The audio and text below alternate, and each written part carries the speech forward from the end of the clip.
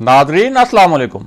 Inside news के नए programme के साथ मैं हूं इब्राहिम राजा और आज हम बात करेंगे कि एक अहम शख्सियत के जरिए क्या पैगाम भिजवाया गया जिसके बाद पीडीएम को एक बहुत बड़ा झटका लगा है।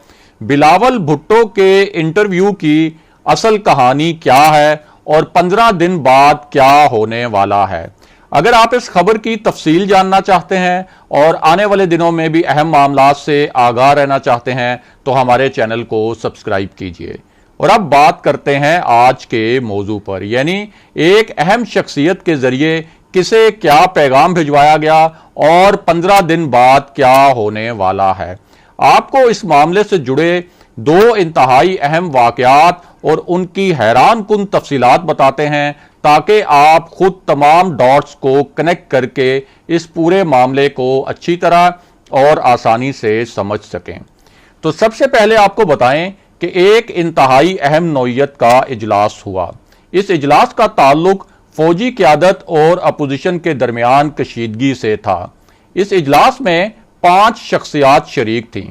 ये इजलास इस पस मंजर में हो रहा था कि नवाज शरीफ अब अपनी हर तकरीर और हर मीडिया टॉक में army chief general Qamar Javed Bajwa का नाम लेकर उन पर तनकीद कर रहे हैं। इसके अलावा अब वो ट्विटर अकाउंट से भी फौजी क़यादत पर तनकीद कर रहे हैं। यूं उनके पैगामात की रीच बढ़ गई है। बज़ाहिर ये अकाउंट मियां नवाज शरीफ का है, लेकिन इसे पाकिस्तान से चलाया जा रहा है और इसका कंट्रोल मरियम नवाज और उनका जो सोशल मीडिया सेल है उसके पास है। अब जिस इजलास का हमने आपसे जिक्र किया, इस इजलास में कौन सी शख्सियात शरीक थीं, इस इजलास में क्या इंतहाई अहम फैसला हुआ और किस को क्या पैगाम पहुंचाया गया, उसकी पूरी तफसील भी आपको बताएंगे। लेकिन पहले आपको इसी मामले से जुड़े कुछ ताज़ा हकायक और नए इंकशाफात से आगाह करते हैं ताकि आप इस पूरे मामले का जो एक ख़ास पस मंज़र है और जो एक ख़ास किस्म का स्याको सबाक है उस स्याको सबाक को भी अच्छी तरह जान सकें। तो मामला यह है कि बिलावल भुट्टो ने कुछ नए इंकशाफात किए हैं, लेकिन इन इंकशाफात से पहले भी कुछ ऐसा अहम हुआ था जिसके बारे में लोगों को ज्यादा पता नहीं। पहले आपको बिलावल भुट्टो के जो नए इंकशाफात हैं उनसे आगाह करते हैं। तो आपको बताएं कि बीबीसी की रिपोर्टर फरज जावेद को इंटरव्यू देते हुए बिलावल भुट्टो का कहना है कि जब पीडीएम का गुजरांवाला वाला जलसा हुआ तो उस जलसे में उन्हें एक बड़ा धचका लगा।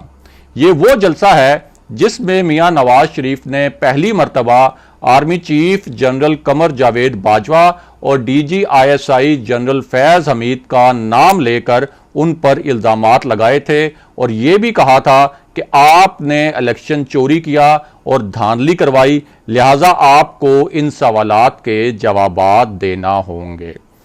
अब बिलावल भुट्टो ने इंकशाफ किया है कि जब उन्होंने मियां नवाज शरीफ की तकरीर में बराह रास्त फौजी क़यादत के नाम सुने तो उन्हें धचका लगा। उनका कहना था कि ये मेरे लिए एक धचका था क्योंकि हम आम तौर पर जलसों में इस तरह की बात नहीं करते। बिलावल भुट्टो ने कहा कि मियां नवाज शरीफ की अपनी जमात है और मैं ये कंट्रोल नहीं कर सकता कि वो कैसे बात करते हैं और ना ही मियां नवाज शरीफ मुझे कंट्रोल कर सकते हैं कि मैंने कैसे बात करनी है। उसके बाद बिलावल भुट्टो से पूछा गया कि क्या पीडीएम के प्लेटफॉर्म से जनरल बाजवा और जनरल फैज हमीद के नाम लेने का मकसद ये है कि इससे इतना दबाव बढ़े कि इदारों के ये जो सरबराहान हैं ये मुस्ताफ़ी हो जाएं।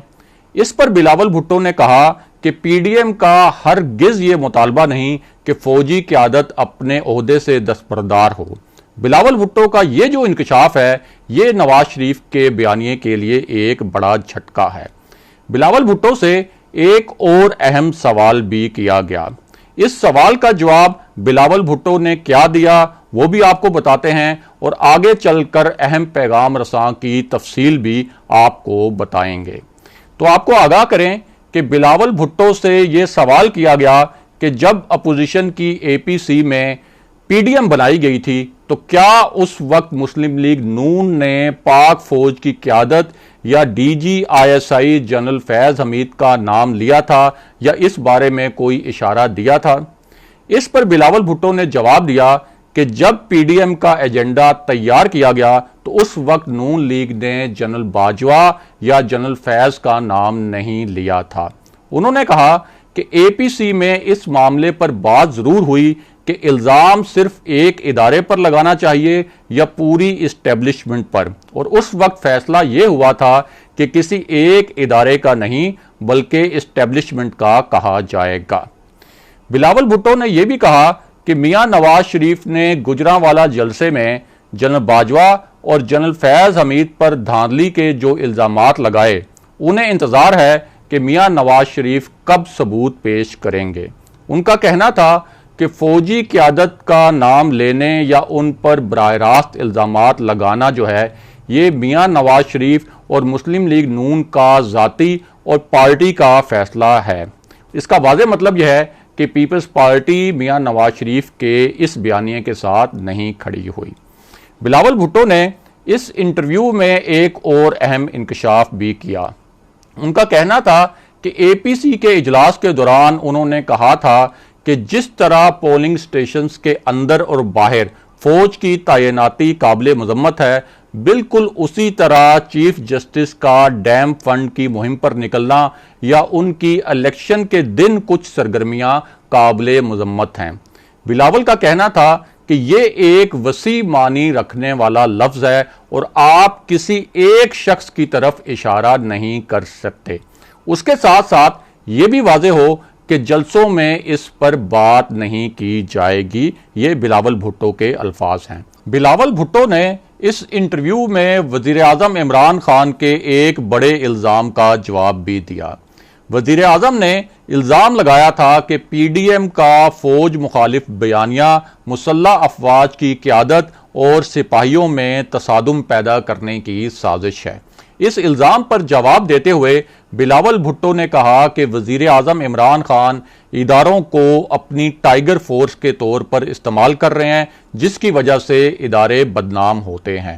بلاول بھٹو نے آرمی چیف جنرل باجوہ کے ساتھ رابطوں کے حوالے سے بھی بات کی۔ ان کا کہنا تھا کہ کراچی میں IG سندھ کے معاملے پر آرمی چیف سے فون پر بات کرنے کے بعد دوبارہ ان سے رابطہ تو نہیں ہوا، لیکن مجھے یقین ہے کہ اس معاملے پر تحقیقات ہوں گی اور قصورواروں کو سزا دی جائے گی۔ میں صبر سے اس انکوائری رپورٹ کا انتظار کر رہا ہوں۔ اور اب آپ کو بتاتے ہیں کہ APC کے دوران بلاول بھٹو اور میاں نواز شریف کے درمیان کس بات پر بدمزگی ہوئی تھی، اور ساتھ ہی آپ کو یہ بھی بتاتے ہیں کہ ایک اہم شخصیت کے ذریعے کس کو کیا پیغام بھیجا گیا۔ تو پہلے آپ کو آگاہ کریں کہ اپوزیشن کی APC کے دوران ایک موقع پر ماحول بہت ناخوشگوار ہو گیا تھا، یا آپ کہہ سکتے ہیں کہ ماحول میں تلخی پیدا ہو گئی تھی۔ اس APC میں مولانا فضل الرحمان اپوزیشن کے استعفوں پر بضد تھے، اور نواز شریف نے بھی پہلے سے طے شدہ حکمت عملی کے تحت مولانا فضل الرحمان کے استعفوں والے مطالبے کی حمایت کر دی تھی۔ اب بلاول بھٹو استعفوں کے معاملے پر رضامند نہیں تھے، لیکن جب نواز شریف نے بار بار استعفوں پر اصرار کیا تو بلاول بھٹو کی جانب سے میاں نواز شریف کو ایک ایسا جواب دیا گیا جس نے سب کو حیران کر دیا۔ اس موقع پر بلاول بھٹو نے میاں نواز شریف سے کہا تھا کہ ہم سب استعفے تیار کرتے ہیں، لیکن شرط یہ ہے کہ ہم یہ استعفے آپ کے حوالے کرتے ہیں اور آپ خود پاکستان آ کر یہ استعفے اسپیکر کے حوالے کریں۔ بلاول بھٹو کے اس جواب پر نون لیگ ناراض بھی ہوئی تھی، کیونکہ ظاہر ہے کہ میاں نواز شریف نے پاکستان تو آنا نہیں تھا۔ اب واپس آتے ہیں اس اجلاس اور پیغام کی جانب جس کا ہم نے پہلے ذکر کیا تھا۔ تو آپ کو بتائیں کہ اس اجلاس میں ایک اہم پیغام بھجوانے کا فیصلہ کیا گیا تھا۔ اس پیغام کا تعلق طاقتور حلقوں سے تھا۔ اس اجلاس میں آصف علی زرداری، بلاول بھٹو، شہری رحمان اور پیپلز پارٹی کے دیگر 2 رہنما شریک تھے۔